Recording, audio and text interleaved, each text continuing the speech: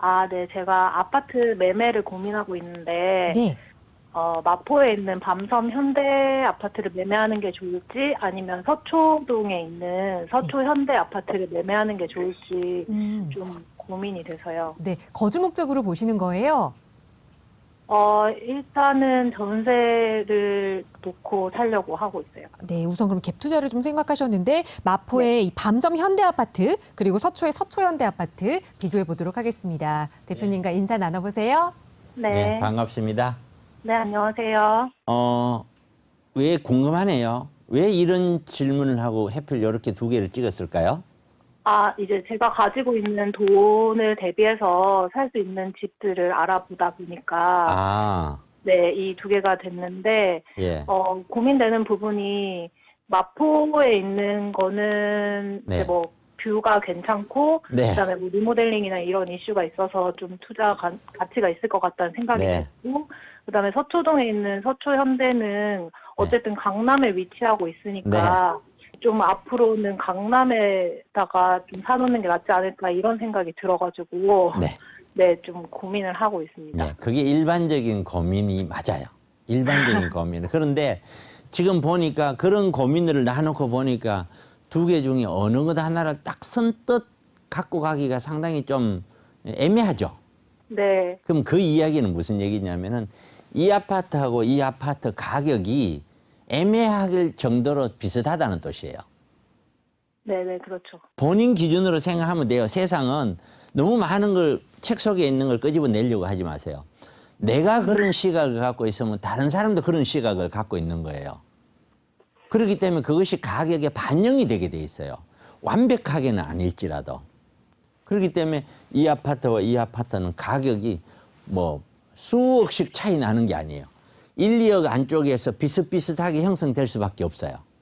그럼 큰 차이는 얘는 교육인데, 그죠? 네, 얘는 뷰예요. 맞죠? 네, 그리고 둘 다 교통은 그리 좋은 건 아니에요. 교통은. 그러면 결국에 제가 봤었을 때는 이런 걸 선택을 할 때는 어떻게 보고 선택하는 게 좋으냐면 두 개 중에 잘 모르겠다 하는데 투자로서 선택할 때는 얘 몇 평을 보셨어요? 밤섬 현대. 26평이에요. 26평을 보셨고. 자, 현대는요? 서초는 21평이요. 21평을 보셨고. 그러면 얘 21평과 얘 26평을 뭘 보냐면 첫 번째 실거래되는 실거래 양을 보세요. 이거는 국토부에 들어가면 나오죠? 네, 네, 연도별로 쭉 좀 보세요. 보면은 어느 쪽 왜냐하면 세대수가 둘 다 그렇게 많지도 않고요. 네, 그렇게 큰 규모가 아닌 아파트들이기 때문에 거래량이 굉장히 중요해요. 소규모 아파트를 볼 때는 이게 거래량이 작으니까 어쩔 수 없지 이렇게만 볼 게 아니고요. 거래량이 너무 뜨문뜨문하거나 더디거나 하면은 그거는 나중에 내가 황금성의 문제가 된다는 거예요. 가격은 올라서 팔려고 하는데 안 팔린다는 거예요. 그런 황금성의 문제가 가장 소규모 아파트는 황금성이 가장 큰 문제가 되는 거예요. 나홀로 아파트를 사람들이 피하는 가장 큰 이유는 전혀 안 올라간다 이거보다는 아니 올라더라도 팔 때 문제가 된다 이런 이미지 때문에 그래요. 그게 또 사실이고. 그러면 이 두 개를 놓고서 실거래 현황을 한번 찾아보세요.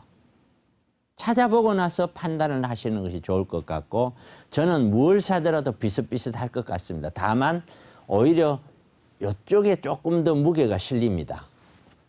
광흥창역 쪽에 있는 이거 밤섬 그것이 현대가 왜 실리냐면은 21평에는 식구들이 들어가서 살기에는 조금 좁습니다. 그렇죠?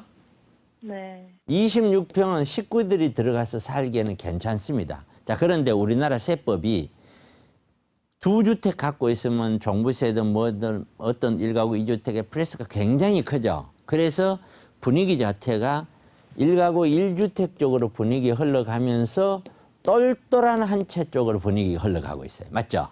네, 그러다 보니 30평대에서 20평대 중심으로 갔다가 지금은 이것이 같은 개념으로 흘러가면 돼요. 20평대도 좋고 30평대도 좋은 개념.